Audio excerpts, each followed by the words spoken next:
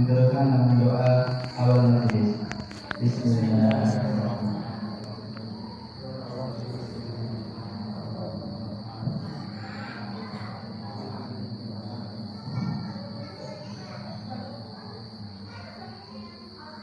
Alhamdulillahirabbil alamin. Wassalatu wassalamu ala nabiyyina Muhammad wa ala alihi wa ashabihi ajma'in. Nas'alullaha bi asma'ihil husna wa sifatihil ula ayyarzuqana wa iyyakum ikhlasan niyyah fi talabil ilm wa yufaqqihana fid din wa yaj'alana mimman arada bihi khairan. Allahumma ya mu'allim Adam 'allimna wa ya mursyid Ibrahim arsyidna wa ya mufahhima Sulaiman fahimna Rabbana zidna ilman wa rzuqna fahma. Nas'alullaha bi asma'ihil husna. Kita semua memohon kepada Allah Subhanahu wa taala dengan seluruh nama-namanya Allah yang mulia, wa sifatihil ula, dan sifat-sifat Allah yang sangat tinggi, ayyarzuqana wa iyyakum. Amanah Allah menganugerahkan kepada kita semua ikhlasan yang fi talabil ilm, keikhlasan dalam menuntut ilmu. Wa yaj'alana mimman arada bihi khairan, dan amanah Allah menjadikan kita semua mimman arada bihi khairan, sebagai orang-orang yang dikehendaki oleh Allah Subhanahu wa taala untuk mendapatkan kebajikan-kebajikan barunya. Allahumma ya mu'allim Adam 'allimna. Ya Allah, Engkau adalah Zat yang mengajari kepada Ibrahim, 'allimna, maka ajarkanlah kepada kami. Wa ya mursyid Ibrahim arsyidna. Ya Allah, Engkau adalah Zat yang membimbing Nabi Ibrahim, arsyidna, maka bimbinglah kami agar kami berjalan di jalan-Mu. Wa ya mufahhima Sulaiman fahimna. Dan Engkau adalah Zat yang memberi kefahaman kepada Nabi Sulaiman, fahimna, maka anugerahkanlah kefahaman kepada kami semua. Baik para ikhwan, kita kemarin membahas tentang bercerita tentang satu sahabat yang sangat mulia, sahabat Mu'adz bin Jabal radhiyallahu anhu, yang diberi gelar oleh Rasulullah SAW sebagai sahabat yang paling paham tentang sesuatu yang halal dan tentang sesuatu yang haram, yaitu sahabat Mu'adz bin Jabal. Kita semua kemarin telah menyimak bahwa sahabat Mu'adz bin Jabal adalah sahabat yang ikut serta, saya buka lagi, ikut serta dalam bai'at Aqabah 2. Beliau adalah salah satu sahabat dari golongan sahabat Ansor, yaitu sahabat yang menolong para sahabat Muhajirin, sahabat Ansor. Atau Allah Subhanahu wa taala dalam firman-Nya, radhiyallahu anhu wa radwan. Allah ridho terhadap semua para sahabat, wa radwan, dan semua sahabat pun ridho terhadap Allah Subhanahu wa taala. Kemarin sahabat Mu'adz bin Jabal kemudian diutus oleh Rasulullah SAW untuk pergi ke Yaman. Maka sebelum diutus, Rasulullah bertanya kepada sahabat Mu'adz bin Jabal,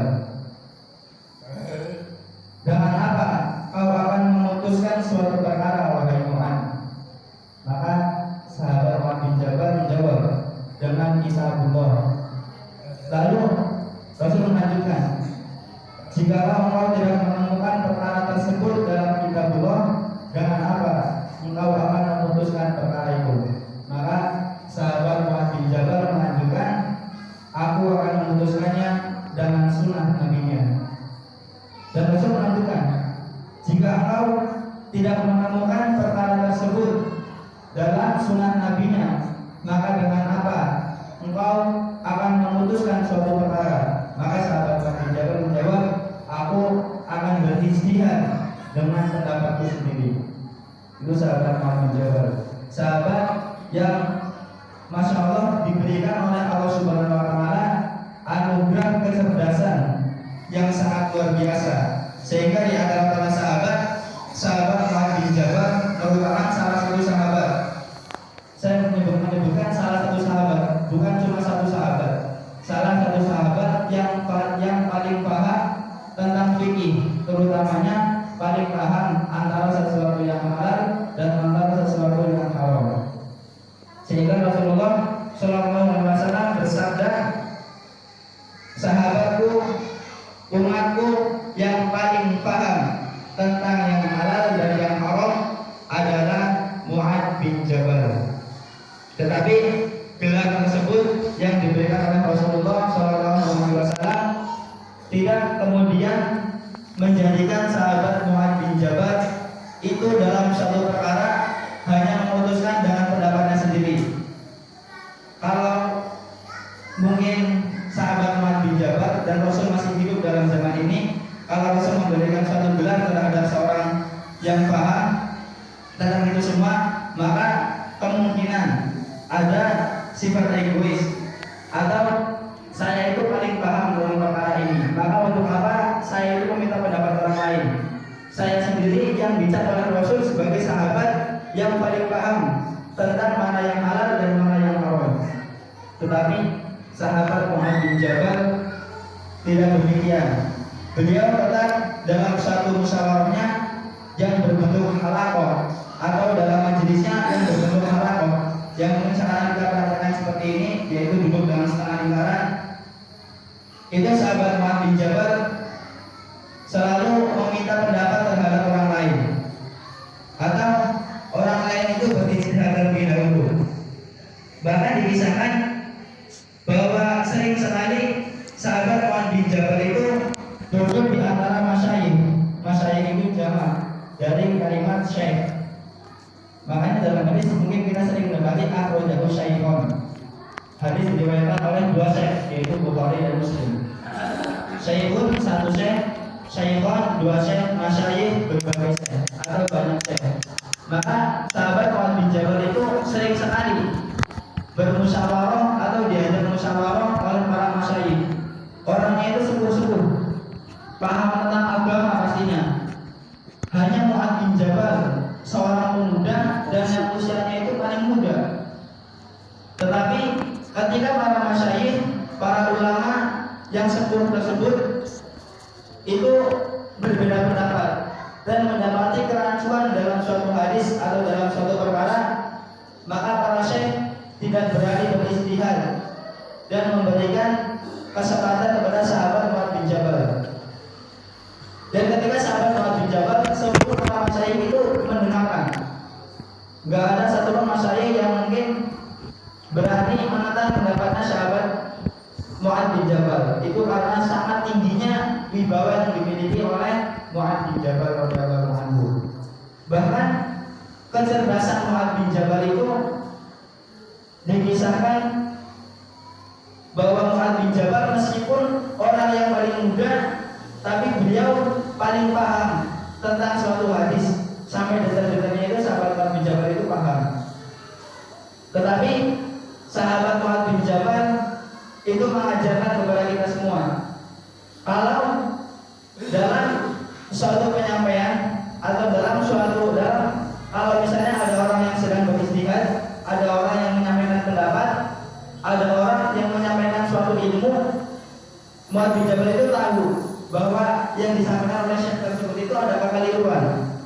Tetapi sahabat Mu'adz bin Jabal itu tidak langsung dalam artian, wah antum salah syekh, Enggak seperti ini, harusnya seperti ini dan seperti ini. Tetapi enggak. Sahabat Mu'adz bin Jabal mengajarkan kepada kita semua bahwa adab dalam suatu majelis itu ketika tidak dipersilakan berbicara, itu tidak boleh berbicara. Kalau misalnya, kecuali kalau misalnya sudah dipersilakan, sebagaimana yang dikisahkan dalam kisah sahabat Mu'adz bin Jabal. Sahabat Mu'adz bin Jabal itu memberikan argumentasi, memberikan pendapat ketika diberi waktu untuk berbicara. Maka ini ilmu untuk kita semua. Dan bahkan kemarin saya sampaikan bahwasanya ada seorang ulama yang berkata, memberikan nasihat ketika seorang melihat ustaznya atau melihat orang yang sedang menyampaikan itu mendapati suatu kesalahan, maka nasihatilah dia. Tetapi dalam adab memberi nasihat itu dalam bahasa kita kalau sekarang itu empat mata. Contoh kalau misalnya saya mendapati suatu kesalahan, ada kesalahan yang mungkin saya sampaikan, kemudian para ikhwan tahu bahwa saya itu menyampaikannya itu salah. Tetapi maka kata ulama ini nasihatilah iya, tetapi nasihatilah secara baik-baik dan secara empat mata. Jadi kalau misalnya mungkin kajian telah selesai, para ikhwan mungkin sudah pulang atau sudah persiapan duduk dan saya sedang duduk sendiri, maka itu waktu untuk menasihati. Sedangkan ulama ini mengatakan, kalau misalnya engkau menasihati seseorang dalam suatu majelis atau di depan orang banyak, maka ketahuilah bahwa itu bukan nasihat, tetapi itu adalah menjatuhkan. Itu kata ulama. Jadi cara menasihati pun ada istilahnya, ada adabnya. Untuk apa adabnya? Salah satunya mungkin yang dicontohkan oleh ulama ini agar orang yang dinasihati itu tidak sakit hati mungkin. Jadi itu mungkin satu adab yang diajarkan oleh sahabat yang sangat mulia, dan ini adab yang sangat mulia, yaitu oleh sahabat Mu'adz bin Jabal, seorang pemuda yang wajahnya itu cerah, giginya itu putih. Maka kemarin kita agak sedikit, kalau misalnya mencontohkan fisik, kalau sahabat Bilal bin Rabah itu giginya juga putih. Tapi kalau malam hari sahabat Bilal bin Rabah itu yang kelihatan, dikisahkan yang kelihatan itu cuma giginya. Itu saking hinanya sahabat Bilal bin Rabah. Itu secara fisik, tapi secara keilmuan dan secara adab, Bilal bin Rabah juga sahabat yang sangat luar biasa. Bahkan Rasul pernah bersabda tentang sahabat Bilal bin Rabah, saya pernah mendengar khosyataka fil jannah. Saya mendengar telapak kakinya Bilal bin Rabah itu di dalam surga. Bayangkan para ikhwan, orangnya masih hidup di dunia, tetapi telapak kakinya itu sudah sampai di surga. Itu luar biasa. Mungkin kalau dalam riwayat lain, sandalnya sahabat Bilal bin Rabah itu sudah di dalam surga. Itu luar biasa. Orangnya masih di dunia, tetapi khosyah itu artinya langkah kaki. Jadi setiap manusia itu pasti langkah kakinya berbeda-beda. Contoh kalau mungkin saya akrab dengan teman-teman saya, maka tanpa melihat pun ketika mungkin saya di masjid ada orang datang, maka saya tahu mungkin itu langkahnya Muhsin karena saya sudah akrab. Dan saya mungkin tahu ini langkahnya Ilham karena langkahnya orang itu berbeda-beda. Dan sabda Rasul, saya mendengar suara langkahnya sahabat Bilal bin Rabah itu di dalam surga. Itu luar biasa. Maka yang perlu mungkin para ikhwan dan kita semua ketahui, saya mungkin untuk membacakan 60 biografi 60 sahabat Rasul itu bisa, tapi untuk mencontohkan saya belum bisa. Ini mungkin yang harus para ikhwan garis bawahi. Sekali lagi saya katakan, saya sekadar membacakan itu bisa, tapi kalau harus mencontohkan itu berat. Makanya saya itu sebenarnya berat kalau harus menyampaikan tentang kisah 60 sahabat, karena perjuangan 60 sahabat itu sangat luar biasa. Sedangkan seperti yang saya pertanyakan kemarin, di mana kita semua sekarang dari peradaban yang dulu, dari para pejuang Islam terdahulu, yang mungkin ada satu sahabat, ada satu keluarga sahabat, dia itu kakak adik. Saat perang Uhud mereka itu ikut. Ini usianya masih belia. Kisah ini disampaikan oleh Ustaz Khalid Basalamah. Jadi ketika perang Uhud itu kita semua tahu pasukan Muslim itu di perang Uhud itu kalah akibat para pasukan pemanah di atas bukit itu melanggar perintah Rasul yang harusnya tidak boleh turun dulu. Tetapi karena ghanimah mungkin karena harta yang begitu banyak, akhirnya pasukan pemanah pun turun, dan akhirnya pasukan Islam itu kocar-kacir dan banyak sahabat yang terbunuh dalam perang Uhud. Salah satunya adalah singa Allah yang perkasa yang Rasul kasih gelar kepada sahabat ini, yaitu sahabat Hamzah bin Abdul Muthalib. Rasul memberi gelar singa Allah yang perkasa. Itu ada satu kakak adik, kakaknya dan adiknya itu ikut dalam perang Uhud. ketika seluruh pasukan muslim telah dinyatakan kalah, banyak para sahabat, para syuhada itu yang tumbang dalam perang Uhud. Dan banyak juga sahabat yang bahkan antara hidup dan mati itu sudah hanya pasrah karena saking sakitnya. Ada seorang keluarga yang dimana dia itu adalah kakak dan adik, yang Rasul kemudian memerintahkan untuk menakut-nakuti musuh. Maka ketika seluruh pasukan muslim itu telah dinyatakan kalah dan mungkin banyak yang sedang diobati, Rasul memerintahkan untuk kembali ke medan perang. Ini sangat perintah yang sangat luar biasa. Tapi pasti perintah ini turun dari wahyu dari Allah Subhanahu wa taala. Maka seluruh sahabat pun yang tadi ikut perang Uhud, mereka dengan bersusah payah berjalan ke medan perang. Nah, di situ ada seorang kakak dan adik yang sebenarnya udah nggak bisa jalan. Hanya berdiri itu susah. Berdiri itu susah Bapak. Tetapi mendapat perintah dari Rasul untuk kembali ke medan perang. Kalau Bapak Iwan mendapat perintah seperti itu, kira-kira berangkat apa enggak Bapak Iwan? Berat nggih? Berat. Karena untuk berdiri itu susah. Hanya sekedar berdiri itu susah. Tapi kok Rasul malah perintah untuk kembali ke medan perang. Maka kemudian kalau enggak, makanya adanya dulu yang bertanya, wahai saudaraku, apakah kita harus berangkat? Sedangkan kita berdiri aja susah, sakit seluruh badan kita. Maka kata kakaknya itu, karena ini perintah dari Rasulullah SAW, maka kita wajib taat. Kita berangkat. Jadi saking gak kuatnya, adanya itu udah nggak bisa berjalan, adanya itu berbaring. Kalau mungkin bahasa kita sekarang itu berbaringnya itu di aspal, karena melewati jalan di aspal. Kemudian kakaknya itu bangun dan maju selangkah, adanya ditarik, adanya yang tiduran itu ditarik karena udah nggak bisa jalan.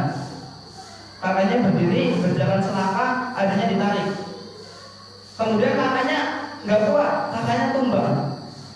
Maka kakaknya hanya bisa tiduran, terlemput. Gantian adanya dengan dipaksakan, adanya itu berdiri jalan selangkah, kakaknya ditarik. Dan sampai ke medan perang para Iwan, luar biasa. Ini begitu sangat mengorbankannya para sahabat. Maka hingga heran kalau peristiwa-peristiwa tersebut itu diabadikan oleh Allah Subhanahu wa taala dalam Al-Qur'an. Itu enggak heran karena perjuangan beliau itu sangat luar biasa. Nah, kita aja sekarang yang mungkin masih sehat, yang mungkin masih bisa sekedar berdiri, masih bisa berjalan, masih bisa, bukan ke medan perang. Kita datang ke majelis ilmu pun masih berat terkadang. Maka di mana kita semua di antara para sahabat? Maka nggak heran kalau Rasul itu menjamin para sahabat yang sahabat itu masih hidup, tetapi suara kakinya itu sudah terdengar di surga. Itu nggak heran karena perjuangan mereka itu sangat luar biasa. Yang perlu kita tahu, surga itu mahal. Surga itu mahal. Maka tidak bisa kita usahakan hanya dengan usaha yang sepele, hanya dengan usaha yang kecil. Kita pengen yang terbaik, tapi kita memberikan yang terburuk, maka nggak bisa.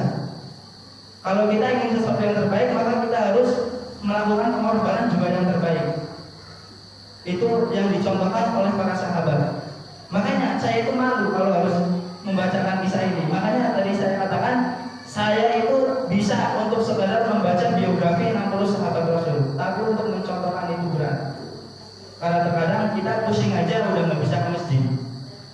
Sedangkan mereka para sahabat, anak-anak yang mungkin banyak di antara mereka itu yang masih berpikir tentang bermain dan masih berpikir mana dan ini dan itu. Tapi ketika mereka sudah tidak bisa berjalan sekalipun, mereka masih tetap berusaha untuk taat terhadap perintah Rasul.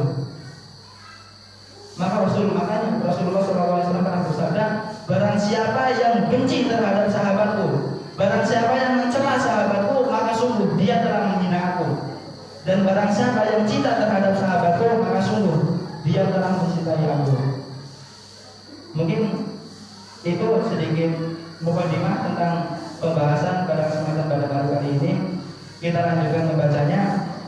Kemarin kita hanya baru membaca satu lembar, belum ada tentang kisah sahabat Mu'adz bin Jabal. Kita baca belum sampai satu lembar, tapi kita sudah dibuat malu oleh sahabat Mu'adz bin Jabal. Maka kalau harus melanjutkan seperti ini, kalau misalnya kita itu masih sadar, hati kita mungkin masih sadar, maka kita harus malu melihat perjuangan para sahabat yang sangat begitu luar biasa untuk membela Rasul, untuk membela agama Allah, yang mereka siap mengorbankan harta dan jiwanya di jalan Allah. Dan mereka tidak hanya mengatakan, tapi juga membuktikan dengan amalan-amalannya. Kalau sekarang mungkin banyak di antara kita yang mendengar, saya itu rela berkorban di jalan Allah dan Rasulnya, tetapi itu hanya sekedar lewat di lisan dan hanya sekedar lewat di telinga kita. Tapi para sahabat ketika mengucapkan saya siap membela Allah dan Rasulnya, mereka mengucapkan dan mereka membuktikan, mereka mentahqiqkan, mewujudkannya dengan amalan-amalan mereka, dengan pembelaan-pembelaan mereka, dan dengan darah-darah mereka. Itulah biasanya para sahabat radhiyallahu anhum wa radhiyallahu, yang Allah ridho terhadap mereka, Allah cinta terhadap para sahabat wa radhiyallahu, dan mereka pun cinta terhadap Allah Subhanahu wa taala. Maka kita lanjutkan membacanya. Amirul Mukminin Umar bin Khattab radhiyallahu anhu sering bermusyawarah dengan Mu'adz dan meminta pendapatnya. Bahkan dalam suatu peristiwa yang ketika itu Umar menggunakan pendapat dan keahlian Mu'adz dalam bidang fikih, Umar berkata, andai bukan karena Mu'adz, maka celakalah Umar, pastilah Umar akan binasa. Itu perkataan dari Umar bin Khattab radhiyallahu anhu. Memang Mu'adz memiliki akal yang terlatih dengan baik dan logika yang mantap, mengalir dengan tenang dan menyeluruh. Sepanjang kita menemukan namanya dalam cerita-cerita sejarah, sepanjang itu pula kita akan mendapati dirinya sebagai orang yang selalu berada di titik pusat, yakni dimanapun ia duduk, orang-orang selalu ramai mengelilinginya. Mu'adz adalah seorang pendiam yang tidak pernah berbicara kecuali atas permintaan orang-orang yang berada dalam majelisnya. Ketika mereka berselisih pendapat tentang sesuatu, mereka mengembalikan hal itu kepada Mu'adz untuk memutuskannya. Jika Mu'adz berbicara, sebagaimana digambarkan oleh salah seorang yang hidup sezaman dengannya, dari mulutnya seolah-olah keluar cahaya mutiara. Dalam usianya yang masih muda, Mu'adz telah memperoleh kedudukan yang tinggi di bidang pengetahuan dan begitu dihormati oleh kaum muslimin, baik pada masa hidup Rasulullah maupun sesudah beliau wafat. Mu'adz wafat pada masa kekhalifahan Umar saat umurnya belum genap 30 tahun. Ini para ikhwan, sahabat Mu'adz itu meninggal dalam usia yang masih sangat muda mungkin. Mungkin di antara para ikhwan banyak yang usianya itu melebihi usianya Mu'adz. Beliau itu meninggal ketika usianya belum mencapai 30 tahun. Rasulullah SAW wafat. Mu'adz masih berada di Yaman semenjak dirinya dikirim oleh Rasulullah untuk mengajarkan seluk-beluk agama Islam kepada kaum muslimin yang berada di sana. Jadi mungkin sahabat Mu'adz bin Jabal itu sahabat yang menjadi duta Rasul untuk Yaman. Kalau kemarin dalam kitab ini kita membahas sahabat yang pertama, Sinten para ikhwan sahabat yang pertama masih ingat? Ibu-ibu masih ingat pengobatan sahabat yang pertama dalam kisah 60 biografi 60 sahabat Rasul? Mas Muhsin masih ingat? Sahabat Mus'ab bin Umair. Beliau adalah duta Rasul yang Rasul kirim ke Madinah. Kalau Mu'adz bin Jabal, dutanya Rasul yang Rasul kirim ke Yaman.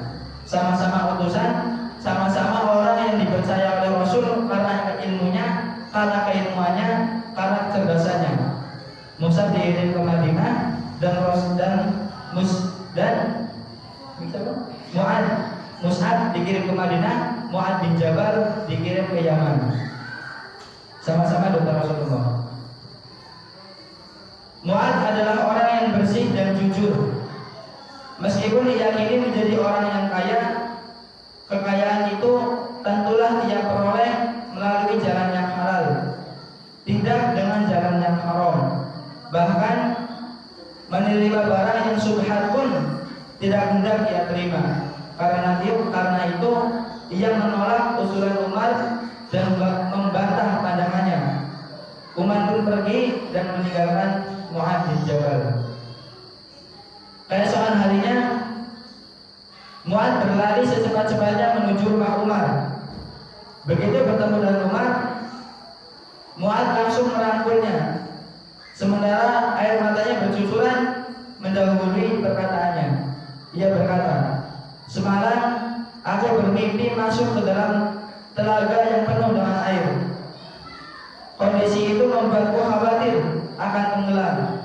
Namun untunglah engkau datang dan menyelamatkan aku, wahai Umar." Mereka berdua pun pergi menemui Abu Bakar. Lalu Mu'adz meminta Abu Bakar untuk mengambil setengah harta kekayaannya. Akan tetapi Abu Bakar menjawab, "Aku tidak akan mengambil apapun darimu."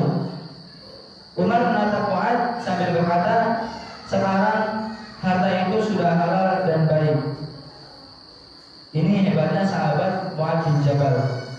Ketika diuji oleh Allah dengan ujian harta, ia tetap bersikukuh dalam keimanannya. Kemudian ia memberikan hartanya setengah kepada Abu Bakar, walaupun Abu Bakar menolak. Ini sangat luar biasa. Karena dalam sahabat Rasul, dalam zaman sahabat itu ada salah seorang sahabat yang mungkin kalau saya masih ingat itu namanya Sa'labah. Kalau nggak salah Sa'labah. Kalau mungkin ada yang tahu tentang kisah ini, tolong dibenarkan. Sa'labah, dia mendapatkan gelar sebagai merpatinya masjid, yang berarti Sa'labah itu merupakan salah seorang sahabat yang selalu aktif di masjid. Tapi dia itu hidupnya miskin, dan kemudian meminta kepada Rasulullah agar didoakan menjadi orang yang kaya, yaitu sahabat Sa'labah. Kemudian Rasulullah mendoakannya dan memberinya 1 ekor kambing. Mungkin kalian sudah ada yang pernah dengar kisah ini, terutamanya santri masih ilham. Diberi 1 ekor kambing, dan berkat doa Rasul dan berkat Allah SWT, kambing ini kemudian beranak sampai dikisahkan memenuhi sebuah bukit. Itu saking banyaknya kambingnya Sa'labah, yang tadinya sahabat yang sangat miskin, kemudian sekarang jadi juragan kambing, juragan kudus bahasa kita. Yang mungkin yang tadinya sahabat Sa'labah itu diberi gelar oleh Rasul sebagai merpatinya masjid, orang yang selalu ada di masjid, yang selalu meluangkan waktunya untuk ibadah, sahabat Sa'labah. Kemudian diberi kekayaan, lama-kelamaan sholatnya itu yang ada di shaf pertama mundur ke shaf 2 karena kekayaannya. Belum selesai, lama-kelamaan mundur dan terus mundur. Dan tadinya orang yang selalu di shaf pertama jadi sering masbuk. Masbuk tahu nih Pak Iwan, jadi sholatnya itu telat. Kalau kita udah selesai salam, assalamualaikum, ada orang yang berdiri, itu namanya masbuk. Kalau di pondok dicatat. Masbuk itu catat didenda. Kalau di muslimin itu masbuk terkadang suruh sujud di depan masjid. Itu luar biasa. Maka santri pun jarang yang masbuk. Tapi tetap ada yang masbuk juga. Lama-kelamaan sahabat Salabah itu masbuk dan belum selesai. Saking seringnya masbuk, kemudian mulai jarang kelihatan di masjid dan hanya sholat Jumat yang mungkin kelihatan di masjid itu sahabat Salabah. Kemudian ketika ditarik untuk sedekah atau untuk zakat, sahabat Salabah keberatan. Itu namanya ujian. Jadi namanya ujian itu bukan hanya sekadar musibah yang menimpa kepada kita semua. Ujian itu ada 3 tahapan, ada 3 jenis. Kalau saya pernah dengar, ujian itu ada 3 jenis. Yang pertama, ujian yang berupa cobaan, yaitu ketika kita semua mungkin rajin ibadah, kita jarang maksiat, sedekah kita jalan, sholat kita dirikan, tapi musibah itu tiba-tiba datang. Entah itu berbentuk dengan fisik, entah itu berbentuk dengan materi. Ini agak diperhatikan bagaimana? Entah itu berbentuk fisik maupun berbentuk materi. Yang tadinya kita sehat untuk ibadah, kita sering ibadah, kita jarang maksiat, kok Allah memberikan penyakit yang luar biasa sama kita semua, sama kita. Itu contoh-contoh. Para iwan kemudian bertanya-tanya, ya Allah, saya itu taat kepada Engkau, sholat saya dirikan, sedekah saya keluarkan, kurban saya berikan, tapi kok Engkau menguji saya dengan ujian seperti ini? Ujian yang seperti ini Allah bertujuan untuk meringankan, mungkin meringankan azab kita, kemudian agar kita itu lebih dekat kepada Allah Subhanahu wa taala. Karena terkadang Allah memberikan ujian itu ketika kita agak sedikit terlena. Mungkin yang tadinya sering sholat, kemudian agak sibuk, jadi sholatnya itu masbuk, kemudian Allah berikan cobaan. Tujuannya apa?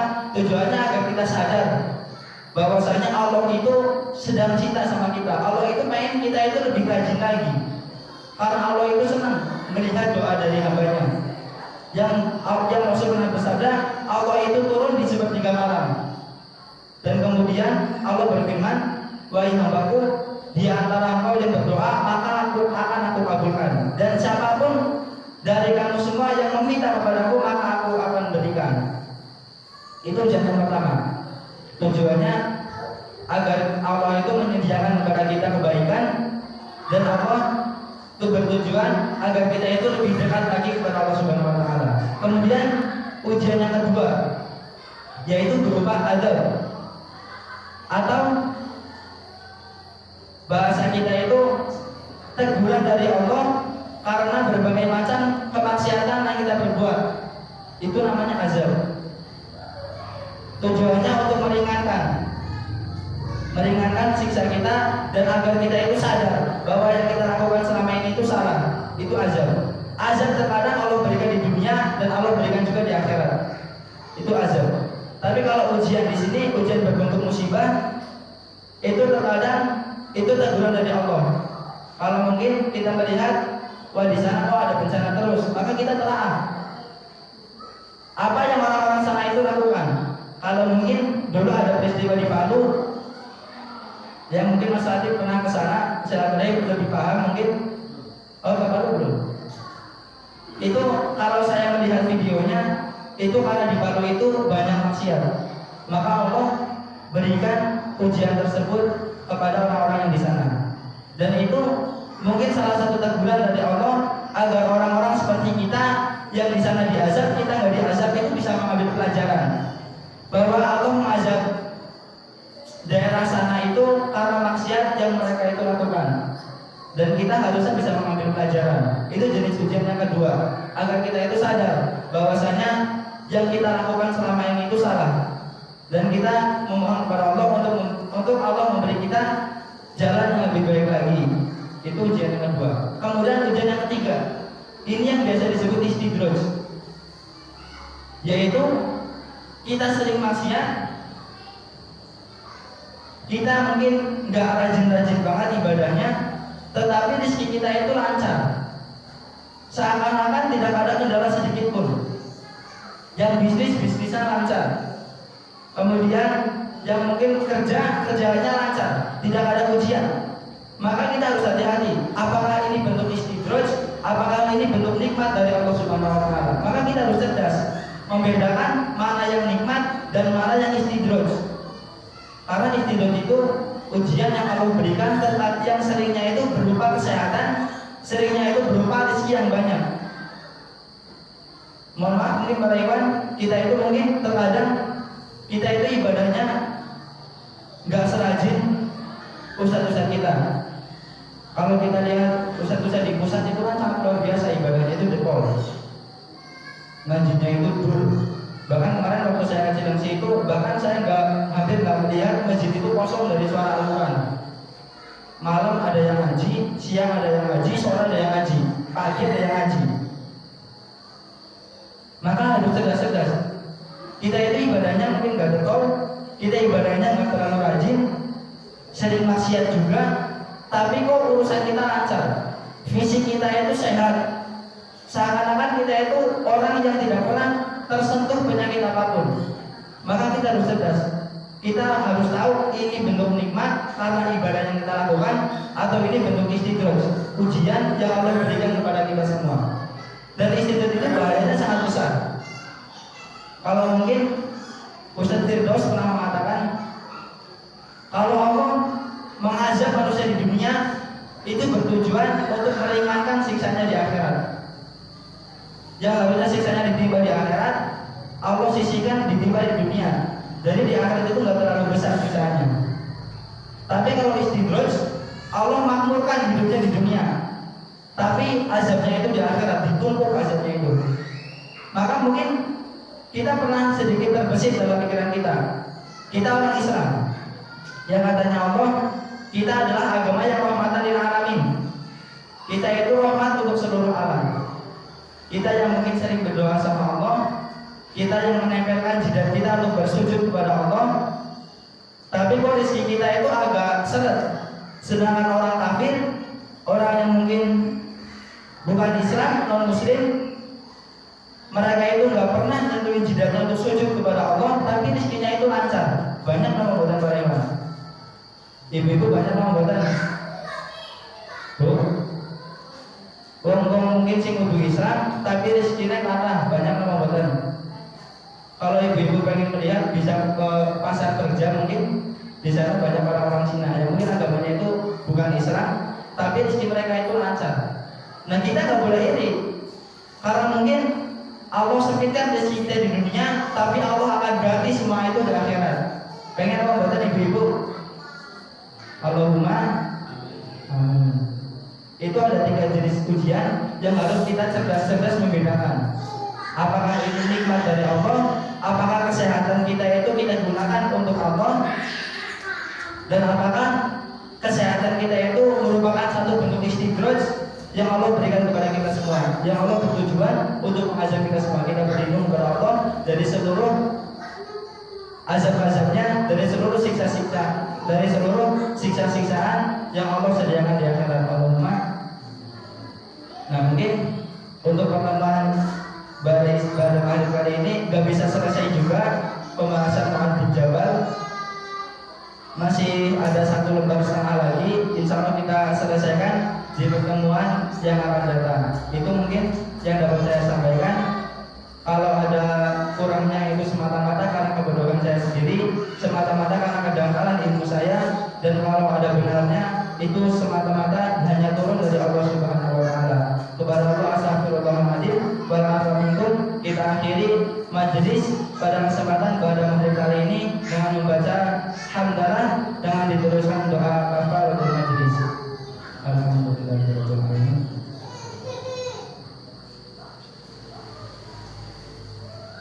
Astaghfirullahaladzim astagfirullahaladzim wal afu minkum.